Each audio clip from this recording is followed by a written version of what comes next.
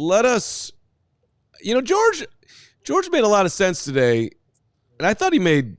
The part that I like the most is when he talks about the tush push. Why don't we play it first and then get your reaction? I agree. I'm serious. This was some good George, man. I thought his logic was strong. So the Bears voted against the tush push. Of course, it did not pass. There weren't enough. It's still in the NFL, but he was asked why, and George's explanation I thought made a whole lot of sense.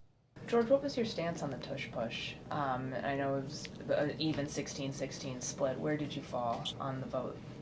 We supported the proposal to get rid of it. How come? Health and safety. I know they say that we don't have sufficient injury data on it, but to us it appears to be an inherently unsafe play. I had the opportunity during committee meetings here earlier in the month to sit in the back of the room for the Health and Safety Committee meeting, and both Dr. Alan Sills and Dr. John York expressed concerns about the safety of everybody involved in that play. And, for decades there was a rule on the books making it illegal to push the runner. And it went away in 2004, and I always wondered why that happened. And Rich McKay, the chairman of the competition committee, explained to us yesterday that the officials said that it was too difficult when there was like a moving scrum down the field to determine whether an offensive lineman was blocking or pushing the runner.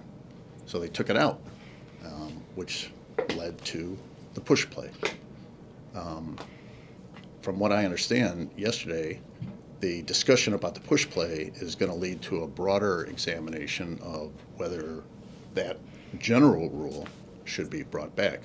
And again, we think it'd be an enhancement to the game to make it safer for the players. All right, Hogue, you get to go first here, and then we're going to talk about my days playing Killer Maru. So, which was terrifying. Go first, Hogue, please. Because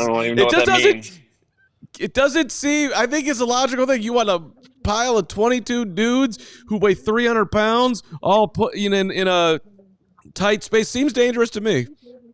So here's though where this has gone that I'm a little surprised by. And you heard it from George. By the way, the Bears supporting a Packers proposal is worth mentioning here because the Packers feel very strongly against the tush push, and the Bears are backing them. George actually spoke on this. So the sessions they had this week, it's an open mic situation, and George was actually one of the owners that got up there and made his case. So I thought that was interesting. And the where I guess it was inevitable that the discussion was going to shift to this, but I'm not. Let me just ask you this: do you guys have a problem with running back is 20 yards downfield? The linemen come in and they help them the last 7 yards get across the end zone, because we see that all the time. And that apparently is where this discussion has gone. If we're going to ban the tush push at the line of scrimmage, then we need to just go back to the rule in 2004 where you can't push teammates. And I don't know if that's necessary. I don't necessarily have a strong opinion either way, but I'm a little uneasy that it seems like these discussions down here in Florida this week kind of went off the rails. And so I'm not surprised that they got tabled to the next meetings, which are in a couple months in Minneapolis. Well, I think it's a fairly simple, maybe simple's too strong a word here, but I think it is a fairly simple solution. If it's not at the line of scrimmage, then you can push, right? If you have forward progress and you're 15 yards downfield, then forward momentum, as long as everyone's keeping their feet moving, you can continue the play. But if you're at the line of scrimmage, offensively or defensively or special teams, you cannot push someone in the back. Like, that to me should be the solution of this. And I don't necessarily disagree, but that doesn't sound like based on what George was saying there, this thing seems to be headed to they're not going to ban it, or they're going to go back to the rule where you can't push wherever you are on the field. By the way, you know what? I get why this is a discussion. And it certainly does seem like somewhat of a scary play. Like, it's just inevitable before one of these quarterbacks gets knocked out for the season. on one of them. Do you know how many plays that the tush push accounted for in all the plays in football last year? 0.29% of all plays run. 0.29%. It seems to be a lot of discussion about a play that, while it gets a lot of attention, it doesn't even really happen that much. That's fair. I don't know. I think felt like it was happening every other play in the playoffs. It did seem like that, but fine. I think it's actually more interesting.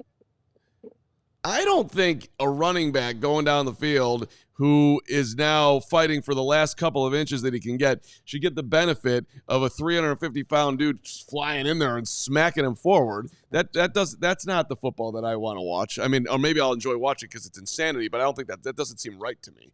So I'm totally fine with not being able to push all the way down the field and at the goal line or you got to do it on your own, man. That's what this is. Blocking in front of you, run on in. You don't get six people behind you pushing you through. Great job by the Eagles figuring this out. They're a phenomenal at it. But it's at some point, to what you just said, Hogue, some quarterback is going to tear their ACL in the middle of that thing, and it's going to be a nightmare. Or, your center, Right. or an important offensive lineman. But, the teams that are running this, they're making the choice to do that, and they know the risks. So, I mean, look, I'm not surprised. It was a 16-16 vote, so they tabled the whole discussion for a couple months. I came down here thinking that this was not going to pass, and I wasn't even sure. There was more support for banning it than I anticipated. And so now and you heard the case there from George, who was one of the owners up there talking on it. So I think I would have to say that I think that this probably eventually ends in it getting banned. It's just a matter of when that happens. Does it happen in 2 months in Minneapolis, or do they let it ride for another season and then they come back here next year and ban it? But was sort of a surprising development for me this week down here in the meetings that it has this much support to ban it. I'm not surprised. It's not football. It's rugby. And I understand everybody says like, "Oh, well, just stop it." I get that, but it's not football. It's rugby. By definition, it's a rugby scrum. And credit to the Eagles, they are dominant at it. But it is not football. And then when you get into a game or you're in the Super Bowl or you're in the NFC Championship and it's getting ran 15 times, like I might as well be watching rugby. And so like for me, I want to watch football. I want to see running backs with the ball. When you talk about putting a guy in danger, it's not just the center. I mean, how many times now are we seeing guys try to time the snap and they're launching themselves before the snap? And we had it became a mockery. Was it in the Super Bowl? There, 6 straight penalties in a row where they were going to literally award the other team a touchdown if they kept doing it. The NFC Championship game, the Commanders were doing that. It's a mockery, and somebody with the way launching before pre-snap's going to get somebody hurt, or the quarterback ducking his head down and somebody coming in crashing down on the back of his neck. So you can say it's soft or whatever, but for me, it's more that it is about the health and safety, fine, but to me, it's more about it's not football, it's rugby. Yeah, and by the way, to those people out there playing rugby, my guy, Daniel the Boat Ports, dominating at the University of Iowa. His dad's a fine fellow, good old Tim Ports. The Boat? They call him the Boat, man. Daniel the Boat Ports. Guys, I don't know what and Mike Gibson. Is he related to my wife? Might be. That's her maiden name. Mike Gibson here in the chat saying rugby has strict weird turn. I don't know. Rugby has strict rules about the scrum, and when the ref stops it, NFL doesn't have any of that. They should look to rugby if they're going to keep it and adopt their safety standards. So I thought that's interesting too. Well, one last point on this, because I think I mostly agree with everything you're saying, Greg, on the actual play. One thing that has me a little uncomfortable coming out of this, though, I think. And you heard George mention himself in there. They don't actually have the injury data to support this. They have a feeling and they have a fear that I think is valid. But even in the press conference yesterday, they admitted they're like, this is more about preventing something that hasn't happened yet versus something they're trying to stop that they know is an injury problem. That kind of opens up Pandora's box on a lot of things in football, though, because you could make that argument about a lot of things. And so that makes me a little uneasy that what's the next thing that we're just going to be worried about before we actually have injury data on that supports it that they start changing. Well, and that, underlines the great point being made by Carm Sweet Bippy, who's just saying, basically, let him play. And, me and Carm Sweet Bippy were a little bit off on this one, but in general, Sweet Bippy and I are right there together. Like, hey, man, it's football. Sign a waiver. It's dangerous out there. You knew it. They knew it back in the 40s. It was dangerous. And I'm talking about the 1940s. And it's dangerous. All right, now. well, then defensive players should be able to, at the line of scrimmage, push defensive linemen in their back. And special teams on field goals, we go back to pushing the guy trying to block the field goal in the middle of the defensive line. Then open it up for everything then. Not just one. I agree. 100% agree with you, and that is my actual take on this. That just make it consistent across the board. I just want people to know the most spirited debate on this entire topic the last few days actually happened in a conference room on the mezzanine level of the Breakers between Jeff Joniak and myself. We were waiting to talk to Ryan Pohl yesterday, and a fight almost broke out over this. And that was my point. And Joniak just wants people to stop messing with his game, as he puts it.